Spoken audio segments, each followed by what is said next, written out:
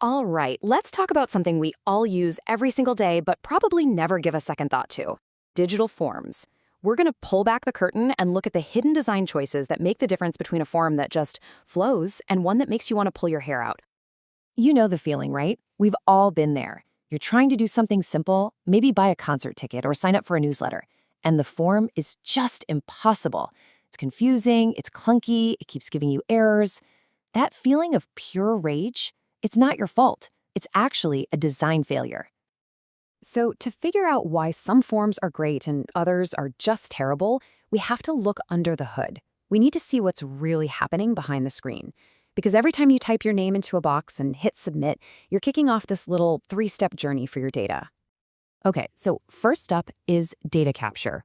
This is just the moment new information gets created. Think about a waitress jotting down your order on a notepad. Then comes data entry.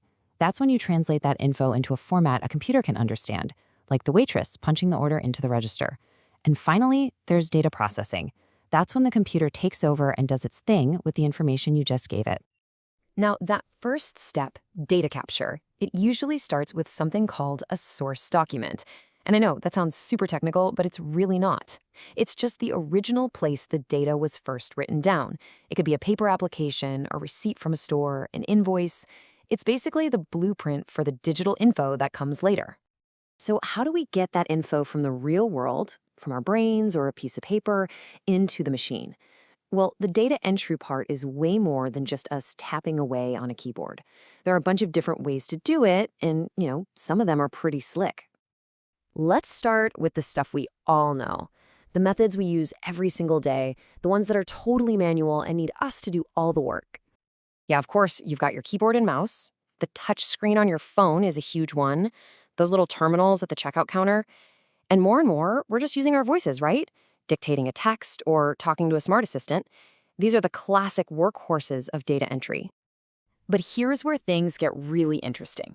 When the data entry part happens almost like magic, when it's so seamless you barely even notice it.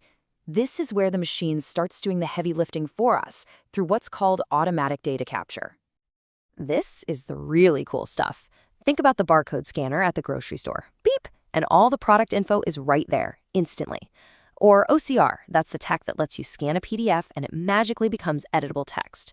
You've got smart cards with chips, the magnetic ink on the bottom of a check, and even biometrics, like your phone unlocking with your fingerprint.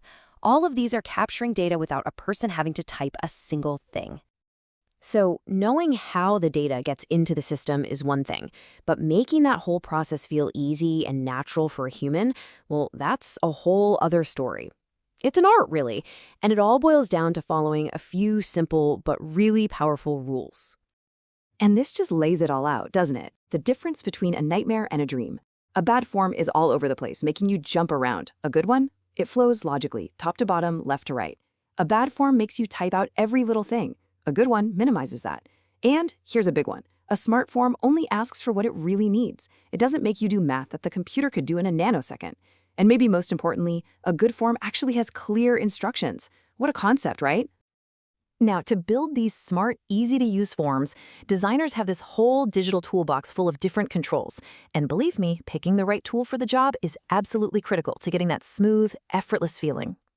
See how each of these has a very specific job? A text box is perfect when the answer could be anything, like your name. But if you have a set of choices where you can only pick one, like small, medium, or large, that's a job for a radio button. A checkbox? That's for a simple one-off yes or no, like I agree to the terms. And if you've got a ton of options, like a list of every country in the world, a drop-down list is a lifesaver for screen space. Every single choice a designer makes here is deliberate. Okay, but a really great form does more than just feel good to use. It also has to act like a guard, protecting the system from getting filled up with junk data. Think of it like a bouncer at a club door, checking IDs, making sure only the right stuff gets in. These are called internal controls. So let me ask you this, because you've definitely run into this. Why is it that when you're on a website and you try to type letters into the phone number field, it just won't let you? What is actually going on there? Well, the secret is something called a data type check. It's a super simple rule built into the form that basically says, hey, buddy, this field is for numbers only, or this one's just for dates. It's one of the most basic, but also one of the most powerful types of data validation, which is just the fancy term for making sure data is clean and correct before it gets saved. And that's just one of your data's many bodyguards. You've got others working behind the scenes too. An existence check just makes sure you didn't leave a required field blank. A domain check makes sure a number is in a reasonable range. Like your age is somewhere between 1 and 120. Format checks make sure what you typed looks right, like your email actually has an @ symbol. They all work together to stop errors before they can even happen.